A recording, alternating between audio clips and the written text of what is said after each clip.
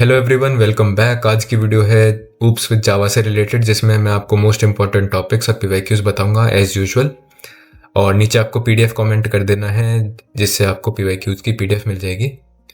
और ना, आज की वीडियो में मैं आपसे एक और चीज़ बोलूँगा। जो कमेंट है ना, कमेंट्स में आपको क्या करना है, अपने कॉलेज का नाम और आप कहाँ से देख रहे हो, from where are you watching this video, वो नीचे कमेंट कर देना, जिससे कि एंगेजमेंट बढ़ेगा। So let's get started with this video guys. तो सबसे पहले आती है हमारी यूनिट नंबर 1, जो है इंट्रोडक्शन। और इसमें देखो क्या क्या पूछता है। ऊप्स के जो कॉन्सेप्ट होते हैं वो सब पूछते हैं, और पैकेजेस और कंस्ट्रक्टर के बारे में पूछ लेते हैं। तो मस्ट डू टॉपिक्स जो हैं इस यूनिट से वो हैं ऊप्स के प्रिंसिपल, जिसमें कि इनहेरिटेंस आता है, पॉलीमॉर्फिज्म आता है, एब्स्ट्रैक्शन और एनकैप्सुलेशन। और इन दोनों में से इनहेरिटेंस और polymorphism are the most important thing. उसके बाद देखो एब्स्ट्रैक्शन पे एक डायरेक्ट सवाल आता है कि एब्स्ट्रैक्शन होता क्या है, एब्स्ट्रैक्ट मेथड्स क्या होते हैं, और एब्स्ट्रैक्ट क्लासेस और इंटरफेसेस में क्या अंतर होता है। तो जैसा कि आप जानते होंगे अभी तक कि एब्स्ट्रैक्ट क्लासेस में भी हम एब्स्ट्रैक्ट मेथड बनाते हैं, कि मेथड यहाँ पे बनाया एक क्लास के अंदर और उसकी डेफिनेशन कहीं और दी, और ऐसे इंटरफेसेस के अंदर होता है।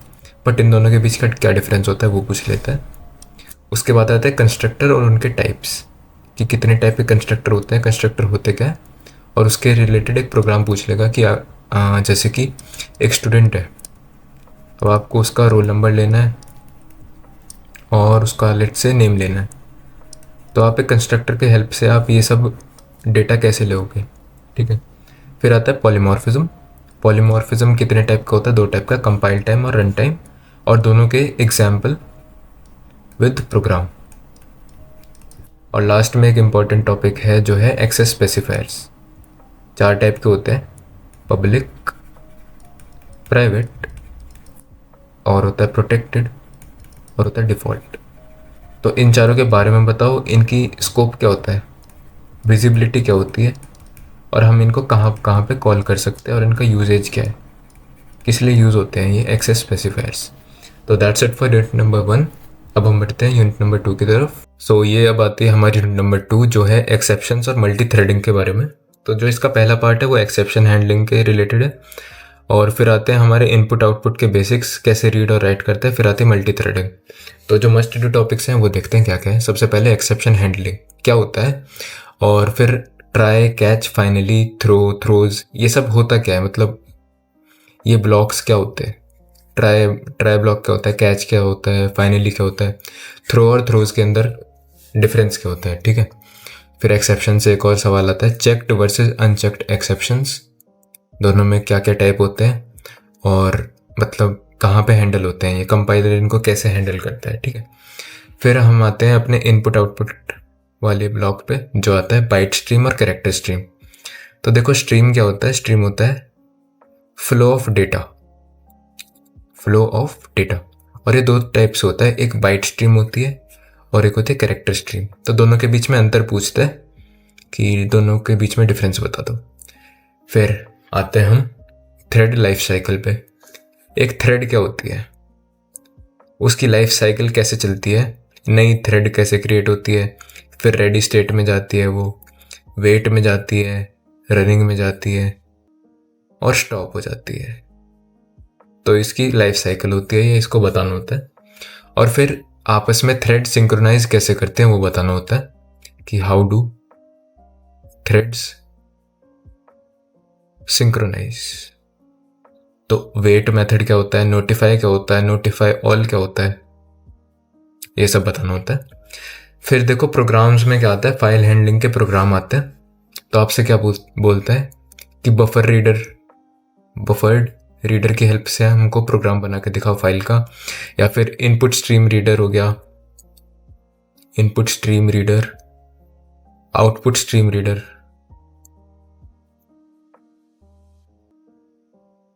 ये सब होता है फाइल हैंडलिंग के प्रोग्राम्स में। तो यूनिट 2 में इतना ही है, एक्सेप्शन हैंडलिंग, अनचेक्ड और checked exceptions, byte stream, character stream, thread की लाइफ साइकिल, थ्रेड सिंक्रोनाइज आपस में कैसे करती हैं, और फाइल हैंडलिंग के प्रोग्राम्स। अब बढ़ते हैं यूनिट नंबर 3 की तरफ। सो अब हम बढ़ते हैं अपनी यूनिट नंबर 3 पे, जावा 8+ के जो न्यू फीचर्स हैं उसके बारे में आता है। देखो ओरेकल जो है एक कंपनी है जिसने जावा को एक्वायर कर लिया था, तो उसके बाद से नए बहुत सारे फीचर्स आए हैं जावा के अंदर, तो उसके बारे में पूछता है डिस्क्राइब करने को, और प्रोग्राम्स भी आते हैं। सबसे पहले पूछता है फंक्शनल इंटरफेसेस क्या होते हैं और इनके बीच के programs. Functional interfaces and their programs. Lambda expressions is also another topic, और plus programs of lambda expression. ठीक, फिर आता है मेथड रेफरेंसेस। आप मेथड्स बताओगे और उनको रेफर कैसे करोगे आपस में, तो उसके लिए डबल कॉलन यूज़ होता है, तो उसके प्रोग्राम्स आते हैं। स्ट्रीम एपीआईज क्या होती हैं, उसके प्रोग्राम आते हैं। और फिर बेस 64 की इनकोडिंग और decoding classes. Base 64 encode, base 64 decode. तो यही हैं 4-5 टॉपिक हैं, आप अच्छे से कर जाना इनको। Functional interfaces, lambda expression, method references, double colon से कैसे करते हैं, स्ट्रीम एपीआईज क्या होती है, और बेस 64 की क्लासेस के बारे में पढ़ जाना यूनिट नंबर 3 से। अब बढ़ते हैं हम यूनिट नंबर 4 की तरफ। तो ये है हमारी यूनिट नंबर 4 जो है जावा कलेक्शंस फ्रेमवर्क के ऊपर। तो देखो जावा ना अपने हमको एक प्रोवाइड करता है कलेक्शन पूरा डेटा स्ट्रक्चर्स का और फ्रेमवर्क्स का, जिसमें क्या होती है, क्लासेस होती हैं, इंटरफेसेस होते हैं जो कि हम डायरेक्टली यूज़ कर सकते हैं। तो उस चीज़ के बारे में पूछता है कि कलेक्शन फ्रेमवर्क क्या होता है, सबसे पहले उसकी हायरार्की कैसी होती है, उसका डायग्राम बनाना है। ठीक, उसके बाद पूछता है आपसे कि कंपेरेबल इंटरफेस क्या होता है और कंपैरेटर इंटरफेस क्या होता है। आई ठीक है। इसके आगे एरे लिस्ट क्या होती है, लिंक लिस्ट क्या होती है, हैश मैप, हैश सेट, इनको डिस्क्राइब करने आता है। इनके मेथड्स पूछे जाते हैं कि explain any 5 methods about array list, link list, hash map, hash set, etcetera etcetera, और उनके प्रोग्राम बना के दिखाओ, एग्जाम्पल प्रोग्राम्स। ठीक है। फिर आता है सॉर्टिंग यूजिंग डॉट सॉर्ट। देखो आपके पास कोई कलेक्शन है ना, कलेक्शन में मान लो लेट से कुछ भी वैल्यू है, हेलो जावा। अब आप कहते हो कि इसको हमको सॉर्ट करना है, तो इसके 2 मेथड होते हैं सॉर्टिंग के। एक होता है collections dot sort, collections dot sort, उससे कर सकते हो आप सॉर्टिंग। और एक होता है कंपेरेटर बेस्ड सॉर्टिंग, कि कंपेयर करवा करवा के आप सॉर्टिंग कर सकते हो। तो आई होप कि इसका प्रोग्राम आ सकता है इस बार, क्योंकि देखो जावा एक न्यूली इंट्रोड्यूस सब्जेक्ट है, पिछले साल ही ये इंक्लूड हुआ है अपने सिलेबस में। So we can't be so sure about कि क्या क्या आएगा, क्योंकि एक बार ही पीवाईक्यू देखे हमने। बट सॉर्टिंग पूछी जा सकती है, इट इज़ वेरी इंपॉर्टेंट, तो ये भी कर जाना। तो क्या क्या करना है, यूनिट 4 से आपको कलेक्शन फ्रेमवर्क की हायरार्की करनी है, comparable interface versus comparator interface करना है आपको, array list, link list, hash map, hash set, linked hash set, reset वगैरह, मतलब जितने भी यहाँ पे दिख रहे हैं ना आपको, queue interface, centre interface, hash set, link hash set, sorted set, array list, link list, vector stack, इन सब के भैया आप मेथड्स कर जाना, मेथड्स अच्छे से करके जाना। और प्रोग्राम से भी देख लेना छोटे मोटे कि प्रोग्राम कैसे बनते हैं इन सब के रिलेटेड। ठीक, ये ज़रूर आएगा इस बार। ठीक है। और उसके बाद सॉर्टिंग आ गई आपकी कलेक्शंस की, उनको सॉर्ट कैसे करते हैं। यूनिट 4 में इतना ही है। अब बढ़ते हैं यूनिट नंबर 5 की तरफ। तो जो यूनिट नंबर 5 है हमारी, वो है स्प्रिंग और स्प्रिंग बूट के ऊपर। तो ये फ्रेमवर्क होते हैं जावा में, दीज आर दी फ्रेमवर्क्स इन जावा। तो इसमें क्या क्या पूछता है, सबसे पहले स्प्रिंग बूट फ्रेमवर्क क्या होता है वो बताना होता है आपको, डिस्क्राइब करना होता है, मतलब थ्योरी बेस्ड है। स्प्रिंग बूट फ्रेमवर्क अच्छे से बता दो। रेस्टफुल एपीआईज कैसे बनाने में वो हेल्प करता है। ठीक है। दूसरे नंबर पे स्प्रिंग का कंटेनर क्या होता है और स्प्रिंग बीन की लाइफ साइकिल क्या होती है। देखो एक बीन होता है, not literally the bean, but spring का एक बीन होता है, उसकी लाइफ साइकिल होती है कि वो कैसे क्रिएट होता है, चलता कैसे, मतलब पूरी लाइफ साइकिल बताई जाती है उसकी, वो आपको बताना है। फिर 2 कॉन्सेप्ट आते हैं आपके स्प्रिंग में। एक कॉन्सेप्ट है डिपेंडेंसी इंजेक्शन, कि डिपेंडेंसीज क्या होती हैं, डिपेंडेंसीज, और उनको इंजेक्ट कैसे करते हैं हम अपने प्रोग्राम में। तो this is called DI, dependency injection. और एक कॉन्सेप्ट होता है inversion of control, inversion of control. तो ये क्या होता है, IOC क्या होता है और DI क्या होता है, और इन दोनों के बीच में अंतर क्या होता है, ये पूछता है यूनिट 5 में। और फिर बोलता है कि आप स्प्रिंग की हेल्प से रेस्टफुल APIs बना के दिखाओ उनको। ठीक है, तो यूनिट 5 जो है वो बहुत ही आपका मॉडर्न है और आपका ये वेब डेवलपमेंट से रिलेटेड है, वेब डेव से रिलेटेड है। तो इसमें स्प्रिंग बूट का फ्रेमवर्क आता है, स्प्रिंग कंटेनर आता है, डिपेंडेंसी इंजेक्शन और इन्वर्जन ऑफ कंट्रोल, और रेस्टफुल एपीआईज हम कैसे बनाते हैं, गेट मेथड क्या होता है, पोस्ट होता है, पुट होता है, डिलीट होता है, एपीआईज को कैसे करते हैं हम ये सब, और फिर हम वेब एप्लीकेशंस कैसे बनाते हैं, ये सब आता है स्प्रिंग बूट के अंदर। तो यूनिट 5 से इतना ही, spring boot framework, spring container, dependency injection और रेस्टफुल एपीआईज कैसे बनाते हैं। सो अब हम मूव ऑन करते हैं अपनी चीट शीट पे। So this is our cheat sheet, और इसमें मैं वैसे ना सबसे ज़्यादा रिलायबल और सबसे ज़्यादा इंपॉर्टेंट टॉपिक्स लेके आया हूँ आपके लिए सिर्फ। और अगर मैं आपसे बोलूँ कि भाई आपको पूरा सिलेबस पूरा करना है, और तो आप क्या बोलोगे, पूरा सिलेबस पूरा करने में आप क्या बोलोगे, टाइम लगेगा, टाइम लगेगा वाला मीम आता है ना एक। मैं आपके लिए सिर्फ 10 या 12 टॉपिक्स हैं और इनको अच्छे से कर जाना, मतलब सारे भी नहीं करने आपको, हर एक यूनिट से 2-2 टॉपिक कैसे कर जाओ जो आपको लॉन्ग आंसर में हेल्प कर जाए, और जो कि मैंने यहाँ पे इंक्लूड कर दिया है। तो सबसे पहला टॉपिक है हमारे यूनिट 1 से, ऊप्स के प्रिंसिपल क्या होते हैं, उनके एग्जाम्पल प्रोग्राम्स। तो ये कर जाना आप अच्छे से, इन चारों में से किसी ना किसी के बारे में अच्छे से पूछेगा वो, या तो पॉलीमॉर्फिज्म क्या होता है, एब्स्ट्रैक्शन क्या होता है, इनहेरिटेंस क्या होता है, या इनकैप्सुलेशन क्या होता है, और उनके एग्जाम्पल प्रोग्राम्स, प्रोग्राम कैसे बनाए जाते हैं उनमें। तो ये कर जाना यूनिट 1 से। फिर आते हैं एब्स्ट्रैक्ट क्लासेस और इंटरफेसेस के बीच का डिफरेंस क्या होता है, यानी कि एब्स्ट्रैक्ट क्लासेस वर्सेस इंटरफेस, तो वो पूछता है। तो यूनिट 1 में से मैं तो कहूँगा भाई ये 2 टॉपिक कर जाना आप, ऊप्स के प्रिंसिपल और एब्स्ट्रैक्ट क्लासेस और इंटरफेसेस के बारे में। अगर आपको कुछ और भी इंक्लूड करना है तो वो आप कंस्ट्रक्टर इंक्लूड कर लेना, बट ये दोनों इज़ मस्ट इम्पॉर्टेंट। फिर आता है यूनिट नंबर 2 पे अपनी। तो यूनिट नंबर 2 में आती है हमारी एक्सेप्शन हैंडलिंग।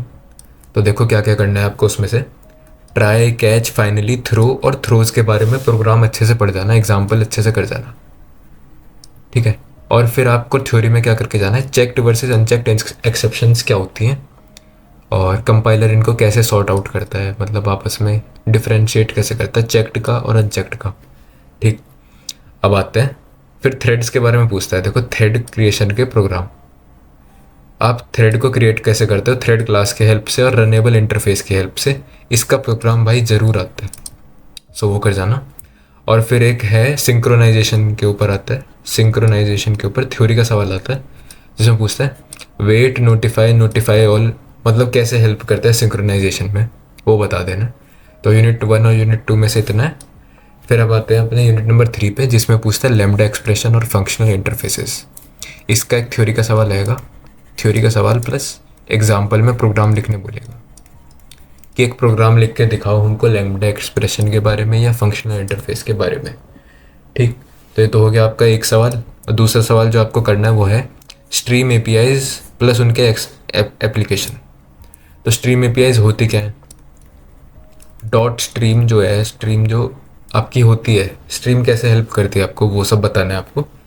फिर आपका आता है तीसरा टॉपिक जो है JCF की हायरार्की, ठीक है। JCF क्या होता है, जावा कलेक्शन फ्रेमवर्क।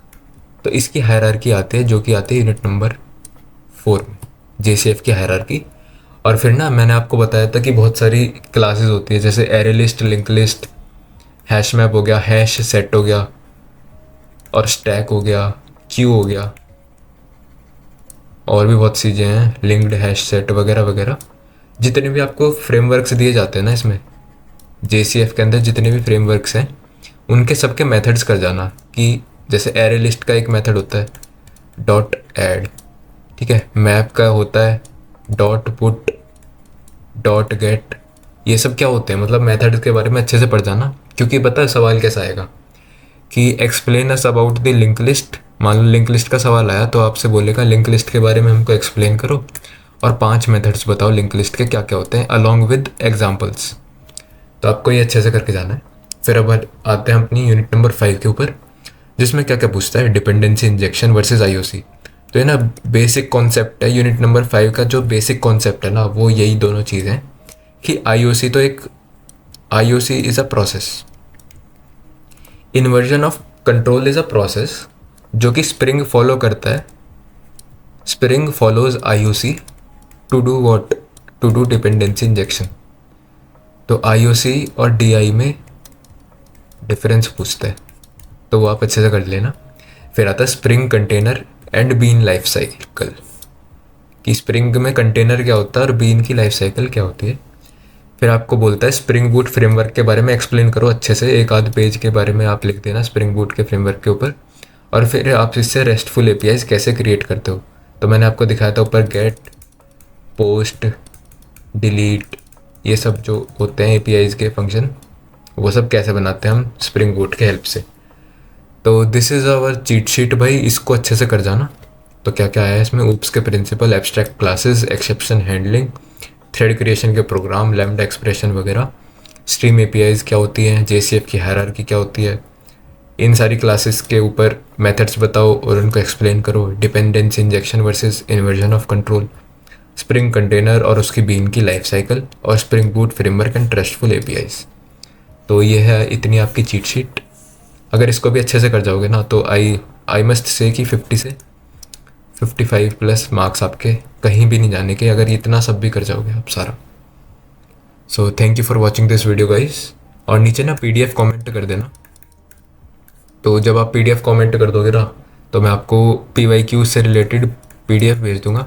क्योंकि देखो PYQs ना, आप बोलोगे भाई आपने वीडियो में क्यों इंक्लूड नहीं करे, तो उसके पीछे एक रीज़न है कि सिर्फ 2023 और 24 के PYQs अवेलेबल हैं इंटरनेट पे।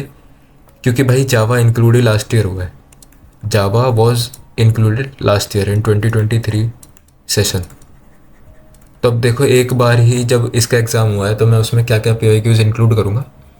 तो अगर आप ना PDF बोलोगे तो मैं उसमें PYQs जो पिछले साल के आए हैं और उसके प्लस मॉडल क्वेश्चन पेपर, उसमें सेट ऑफ क्वेश्चंस होंगे, सेट ऑफ क्वेश्चंस जो कि मेरे को लगेंगे कि हाँ ये इंपॉर्टेंट है, चीट शीट से रिलेटेड हैं आपके सारे, तो मैं उसमें इंक्लूड कर दूंगा। तो आप उसको अच्छे से कर लेना। तो इसलिए नीचे PDF कमेंट कर देना। और मैं आपको ना एक और चीज़ नीचे कमेंट करने को बोलूँगा। आप ना अपना कॉलेज का नाम नीचे कमेंट कर देना और आप कहाँ से देख रहे हो ये video. So thank you for watching this video guys, and I will meet you again in the next one.